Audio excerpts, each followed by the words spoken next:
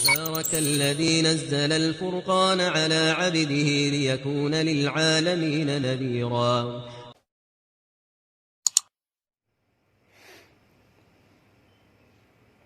السلام علیکم ورحمۃ اللہ وبرکاتہ.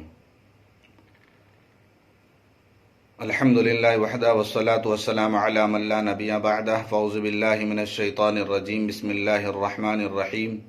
لئن شکرتم لازیدنکم ولئن کفرتم ان عذابی لشدید. صدق اللہ العظیم. اللہ تعالیٰ اپنے کلام کے اندر فرماتا ہے، اگر تم میری نعمتوں کا شکر ادا کرو گے تو میں اور زیادہ عطا کروں گا، اگر نافرمانی کرو گے، ناشکری کرو گے تو ان نعمتوں کو چھین لوں گا اور میرا عذاب بڑا سخت ہے.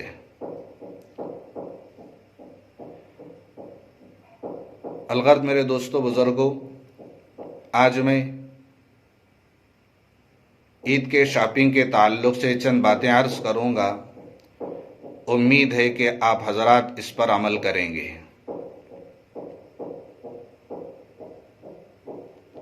دیکھیے، رمضان المبارک یہ عبادتوں والا مہینہ ہے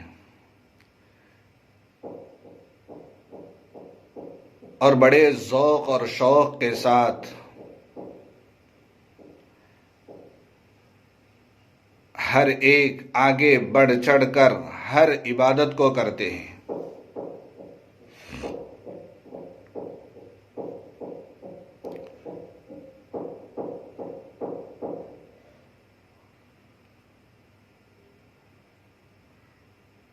لیکن اس سال کا جو ہمارا رمضان گزر رہا ہے، لاک ڈاؤن کی وجہ سے، بیماری کی وجہ سے کتنی ایسی عبادتیں ہیں جن عبادتوں سے ہم محروم ہیں. سب سے بڑے افسوس کی بات تو یہ ہے کہ رمضان جیسے مبارک مہینے میں ہمارے لیے مسجدوں کو بند کر دیا گیا.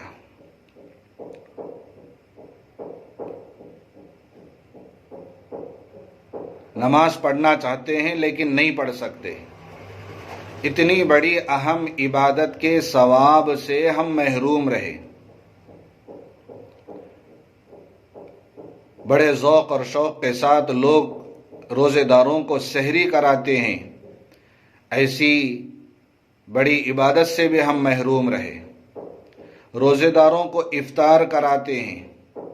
عورتیں اپنے گھروں کے اندر بیٹھ کر بڑی محنت کے ساتھ بہت ساری چیزیں بنوا کر مسجدوں کو بھیجتے ہیں، پڑوسیوں کو بھیجتے ہیں کہ افطار کرانے سے ہمیں بہت بڑا اجر اور ثواب ملے گا. لیکن ایسی بڑی عبادت، اتنے بڑے ثواب سے بھی ہم محروم رہے. روزے داروں کو ہر مسجد کے اندر گنجی پلواتے ہیں اور ہر آدمی اس کے اندر آگے بڑھ چڑھ کر صرف اس نیت سے پلاتا ہے، مسجدوں کو روپیہ پیسہ اور چندہ دیتے ہیں کہ میرے طرف سے ایک دن کی گنجی کا خرچ ہو اور اس کا ثواب اللہ تعالیٰ مجھے دے گا. لیکن ایسی بڑی عبادت اور اتنے بڑے اجر و ثواب سے بھی ہم سب محروم رہے. ایسی کتنی ہی عبادتیں ہیں جن عبادتوں سے ہم محروم ہیں. اعتکاف ہے جو ہر مسجد کے اندر 8-8 10-10 افراد بیٹھتے ہیں، لیکن اس سال اگر بیٹھنا چاہیں تو بھی اجازت نہیں ہے. صرف 1 یا 2 آدمی اپنی اپنی مسجدوں کے اندر بیٹھے ہیں. بہت سارے لوگ اعتکاف جیسی عبادت سے بھی محروم ہیں. تراویح کتنے بڑی قسم کے لوگ ایسے ہیں جن کی عادت ہے کہ برسوں سے بیماری ہونے کے باوجود، ٹخنوں میں درد ہونے کے باوجود، گڑگوں میں درد ہونے کے باوجود بھی کھڑے ہو کر مکمل قرآن شریف تراویح میں سننے کے عادی ہیں، ان کا معمول ہے. لیکن اس لاک ڈاؤن کی وجہ سے مسجدیں بند ہیں اور تراویح میں مکمل قرآن سننے کا جو معمول تھا اتنے بڑے ثواب سے بھی وہ محروم رہے۔ اس لیے دوستوں بزرگوں، اس سال جس طرح ہم بہت ساری عبادتوں سے محروم رہے، عید کا موقع آ رہا ہے، عید کے اندر اگر ہم سادے سیدھے کپڑے پہن کر عید گزار لیں گے تو اس کے اندر عید کے اندر ہمیں رتی برابر بھی فرق نہیں پڑے گا۔ جس طرح ہم سے بہت ساری عبادتیں چھوٹ گئی، اسی طرح عید کے اندر نئے کپڑے اگر چھوٹ جائیں، بغیر نئے کپڑوں کے ہم عید کر لیں تو ہماری عید کے اندر رتی برابر بھی فرق نہیں آئے گا۔ اللہ تعالیٰ کو اور زیادہ پسند آئے گا کہ اللہ کہیں گے اپنے فرشتوں سے جس طرح عبادتوں سے یہ لوگ دور رہے اسی طرح انہوں نے اپنے لیے نئے کپڑے پہننا بھی یہ لوگ پسند نہیں کیے، اللہ تعالیٰ اور زیادہ مال میں جان میں اللہ برکت عطا فرمائیں گے۔ تو اسی نئے کپڑوں کی نسبت سے عید کی شاپنگ کے لیے اگر ہم دکانوں پر جائیں گے، باہر گھومیں گے، پھریں گے، ایک تو ہمارے رمضان کا وقت بھی برباد ہوگا، ہمارا پیسہ بھی برباد ہوگا کہ لاک ڈاؤن کب تک چلے گا معلوم نہیں۔ پیسوں کی حفاظت کرنا بھی بہت ضروری ہے۔ اگر انہی پیسوں کو اگر ہم صدقہ میں، خیرات میں، زکوٰۃ میں، غریبوں کی امداد میں لگائیں گے تو انشاءاللہ اس کا اجر اور ثواب اور زیادہ ہمیں ملے گا۔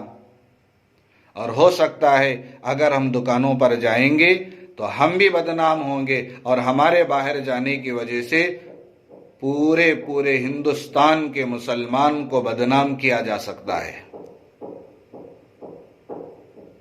اس لیے آپ لوگوں سے ایک درخواست ہے کہ جتنا ہو سکے ہم اس سال کی عید سادے سیدھے انداز میں اپنے پاس جو کپڑے ہیں انہی کپڑوں کو پاک صاف کر کے پہن کر ہم اپنی عید کو گزاریں گے۔ عید کی سنتوں میں سے اللہ کے نبی علیہ السلام نے جو فرمایا وہ اپنے پاس جو کپڑے ہیں ان میں سے جو اچھے کپڑے ہیں انہی کپڑوں کو پہن کر عید گزارنا۔ نئے کپڑے پہن کر گزارنا یہ کوئی ضروری نہیں ہے۔ اتنے سال اللہ تعالیٰ ہمیں سہولت دیا تھا، ماحول بھی بڑا اچھا تھا، عبادتیں بھی کھل کر کرتے تھے اور اس کے انعام میں اللہ تعالیٰ کے سامنے ہم نئے کپڑے پہن کر عیدگاہ کو جاتے تھے۔ اس سال ہو سکتا ہے عید کی نماز عیدگاہ میں بھی نہ ہو۔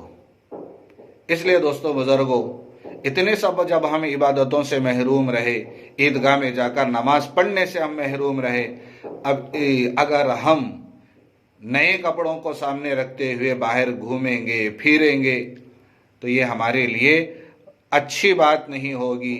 تو اس لیے ہم اپنے کپڑوں میں سے جو اچھے کپڑے ہیں انہی کپڑوں کو پاک صاف کر کے اچھی طرح استری کر کے اگر ہم پہن کر سادے سیدھے انداز میں عید گزاریں گے تو یہ عید ہمارے لیے بہت اچھی ہوگی، پرسکون اور اطمینان والی عید ہوگی۔ بدنام ہونے سے ہم بچیں گے، ہم اپنے پیسوں کی بھی حفاظت اور اپنے وقت کی بھی حفاظت کریں گے انشاءاللہ۔